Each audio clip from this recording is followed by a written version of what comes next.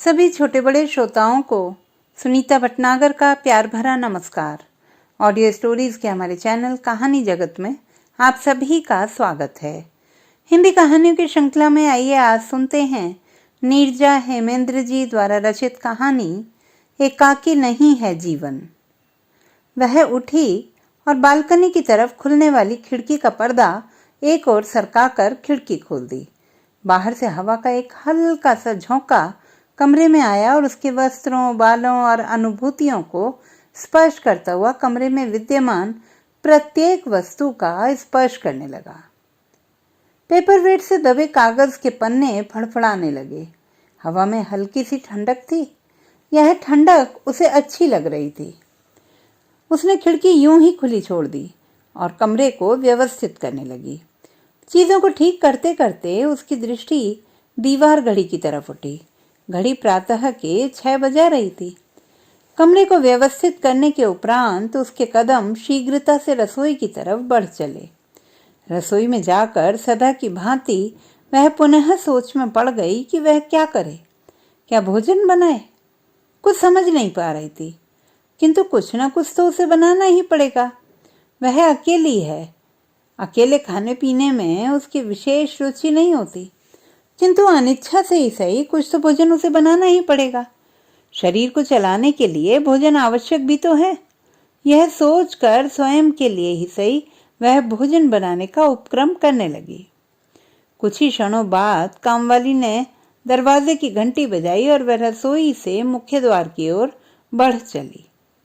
दरवाजा खोलने के पश्चात वह कामवाली को आवश्यक दिशा निर्देश देते हुए ड्राइंग रूम को साफ करवाने लगी। घर की साफ सफाई से लेकर घर गृहस्थी के प्रत्येक कार्य प्रतिदिन होते हैं। यद्यपि माह के अधिकांश दिनों में इस बड़े से घर में रहने वाली वह अकेली ही होती है। पति स्थानांतरण के पश्चात दूसरे शहर में नौकरी करते हैं तथा रविवार और अन्य अवकाश के दिनों में ही घर आ पाते हैं। उसके 2 बेटे हैं। दोनों बेटे इस शहर से दूर बेंगलुरु में पढ़ रहे हैं। बड़ा बेटा अंशुमान बीटेक कर रहा है तो छोटा बेटा मेडिकल की शिक्षा ग्रहण कर रहा है। दोनों बेटे पूरे वर्ष में 1 या 2 बार घर आ पाते हैं, वो भी तब जब किसी पर्व पर अवकाश की अवधि कुछ लंबी हो। बच्चे जब से बाहर शिक्षा ग्रहण करने चले गए हैं तब से वह अकेली ही रहती है। घर के कार्यों को निपटाने के पश्चात वह बैंक जाने की तैयारियों में व्यस्त हो गई। वह बैंक में नौकरी करती है। यह उसके लिए अच्छा है। दिन भर बैंक के कार्यों में व्यस्त रहने के कारण उसे अकेलेपन का अधिक आभास नहीं होता और जीवन के दिन अपेक्षाकृत सुगमता से व्यतीत होते जा रहे हैं। आज शनिवार होने के कारण वह बैंक से कुछ शीघ्र घर आ गई। घर आकर फ्रेश होने के पश्चात वह ड्राइंग रूम में आराम से बैठ गई। फुर्सत के इन पलों में उसकी इच्छा कॉफी पीने की हो आई। ड्राइंग रूम से उठकर वह रसोई में जाकर स्वयं के लिए कॉफी बनाने लगी। कुछ क्षण पश्चात ही उसका मोबाइल बज उठा। मोबाइल की घंटी के स्वर सुनते ही वह प्रसन्न हो गई, यह सोचकर कि कदाचित यह आवश्यक जानकारी हेतु फोन किया गया था। वह मायूस सी ड्राइंग रूम में बैठकर धीरे धीरे कॉफी पीने लगी। कॉफी पीते पीते तीव्र होते विचारों के प्रवाह और फुर्सत के ये चंद पल उसे स्मृतियों के अथाह सागर में ले जाने लगे, जैसे ये अभी कल की ही बात हो। दोनों बेटे स्कूल जाते थे। उन दिनों वह कुछ अधिक ही व्यस्त रहती थी। सुबह उठकर बच्चों का टिफिन तैयार करना, उन्हें स्कूल भेजना, शाम को जब वे स्कूल से लौटते तो पसीने से लथपथ बच्चों की मासूमियत देखकर वह प्रसन्न हो जाती। सुबह बच्चे जो ड्रेस साफ सुथरी पहनकर जाते, शाम को लौटते समय तक वह अस्त व्यस्त हो धूल मिट्टी से मैली हो चुकी होती। छोटा बेटा अंशुल अत्यंत मासूम था। उसकी खिसकती पैंट और टाई को देखकर उस पर बर्बर स्नेह उमड़ पड़ता था। पति व बच्चों के साथ आपाधापी और व्यस्तता भरे 19 वर्ष किसी परिंदे की भांति थे जो पंख लगाकर उड़ गए। बच्चे कब इतने बड़े हो गए कि वह बाहर जाकर शिक्षा पूरी करने के बारे में चर्चा परिचर्चा करने लगे। यह चर्चा परिचर्चा यथार्थ में जब तब्दील हुई तब उसे उस विछोह की अनुभूति हुई जो उसे विवाह के समय माता पिता का घर छोड़कर आने पर भी नहीं हुई थी। बड़े बेटे अंशुमान को ट्रेन में बिठाकर घर आने के पश्चात वह खूब रोई थी।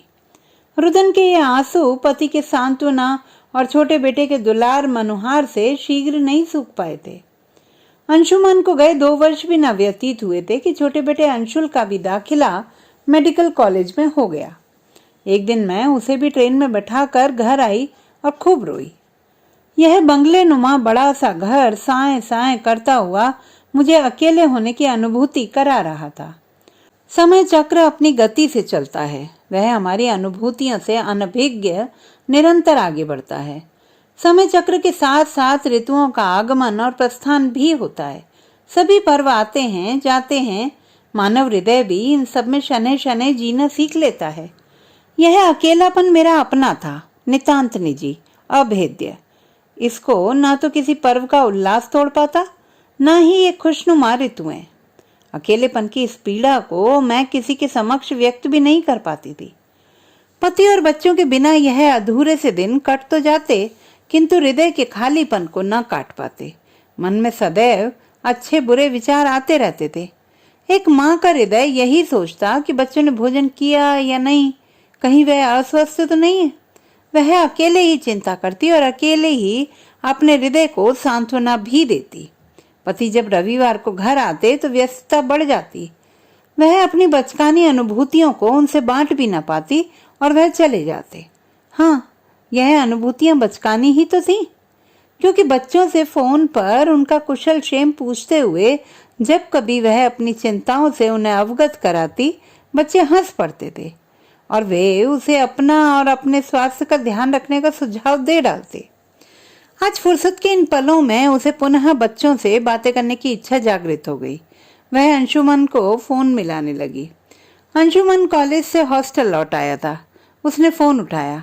वह बताने लगा कि उसके अंतिम सेमेस्टर की परीक्षाएं प्रारंभ होने वाली हैं, अतः वह परीक्षा की तैयारियों में व्यस्त है। वह उसके खाने पीने इत्यादि की फिक्र न किया करें। अंशुमन से बातें करके उसे लगा कि व्यस्तता के कारण वह माँ से अधिक लंबी बातें न करके बातों को अति शीघ्र समाप्त कर देना चाहता हो। उसे भी बच्चों की कुशलता की जो जानकारी चाहिए थी वह प्राप्त हो गई थी।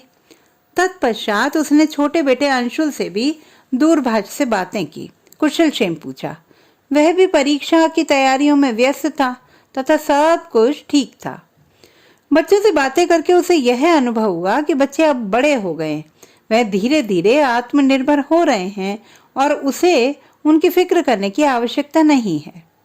वह पुनः बैठ गई जैसे अब करने को कुछ शेष बचा ही ना हो। बच्चों से बातें करके हृदय हल्का हो रहा था, किंतु वह जानती है कि इन बातों का प्रभाव कुछ देर तक ही रहेगा। वह पुनः अकेली बैठकर सब के लिए सोचेगी। अच्छे बुरे विचार पुनः हृदय में आने लगेंगे।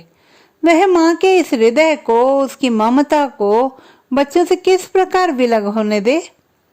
कभी कभी सब कुछ ठीक होते हुए भी वह अस्वस्थता का अनुभव करने लगती। डॉक्टर को दिखाने पर उन्होंने उसे उच्च रक्तचाप की समस्या बताई है और औषधियां भी दी हैं। वह उन औषधियों को नियमित रूप से लेने लगी है। कभी कभी तो उसे अत्यंत कमजोरी का अनुभव होता है, मानो शरीर से संपूर्ण स्फूर्ति सूख गई हो। घर से कार्यालय, कार्यालय से घर, यहीं तक उसकी जिंदगी सिमट कर रह गई है। जीवन में अकेलेपन के साथ साथ नीरसता भी व्याप्त होने लगी है। सर्दियां समाप्त होने वाली हैं, मौसम धीरे धीरे करवट ले रहा है। ऋतुएं कब शनै शनै परिवर्तित हो जाती हैं, यह हमें तब पता चलता है जब ऋतुओं का प्रभाव हमारी दिनचर्या पर पड़ता है। शाम कुछ विलंब से ढलने लगी है। प्रातः साय की हवाओं में कंपन कम हो गई है, अच्छी लगने लगी है।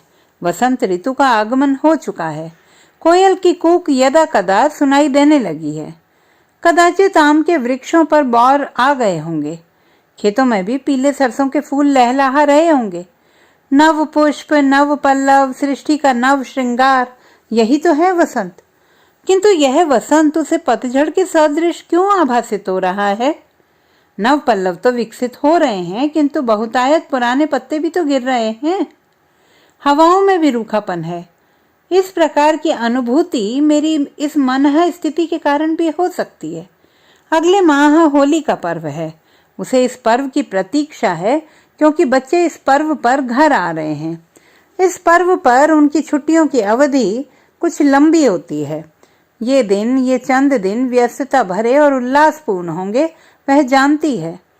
वह जानती है कि अवकाश के ये दिन भी व्यतीत हो जाएंगे, उल्लास के ये पल भी नहीं रहेंगे। सब चले जाएंगे अपनी अपनी व्यस्तताओं के बीच, अपने ढंग से अपना जीवन जीने। बच्चों ने आत्मनिर्भरता की तरफ अपने नन्हे पग बढ़ा दिए हैं। हाँ, उनके पग नन्हे ही तो हैं, क्योंकि वह अभी तक तो माता पिता की उंगली पकड़कर ही चल रहे थे। अब दूसरे शहर में जाकर वह अपने अनुसार भी सोचने लगे हैं। शनै शनै माँ पिता की आश्रय की छांव से दूर वो आत्मनिर्भर होते जाएंगे। अपने जीवन की रूपरेखा वे स्वयं निर्धारित करेंगे, जैसा कि वह जानती है और देख भी रही है कि शिक्षा के उपरांत भी बच्चे नौकरियों के लिए माता पिता से दूर, अपने शहर से दूर जाने में संकोच नहीं करते। भूमंडलीयकरण के इस युग में किसी को सीमाओं में बांध कर रखा नहीं जा सकता। इस समय उसे अपनी ही कविता की कुछ पंक्तियां स्मरण हो आईं। नभ का वह सुनहरा क्षितिज, सांझ ढल रही धीरे धीरे, फाख्ता कर रही निर्माण एक नवनीड़ का। उड़ने दो, बसने दो परिंदों को नवनीड़ में। उसने कभी पढ़ा था कि मनुष्य जीवन की सार्थकता उसके व्यस्तताओं में है। खाली मस्तिष्क चिंताओं का घर होता है। उसे प्रकृति से प्रेरणा लेनी होगी। नव पल्लव, नव निर्माण, नव नीड़, यही तो है प्रकृति का शाश्वत नियम। नव सृजन हेतु परिंदों को नभ में उन्मुक्त उड़ने देना होगा। उसे स्वयं को एक नव पथ पर ले जाना होगा। वह पथ होगा कुछ रचनात्मक व्यस्तताओं का।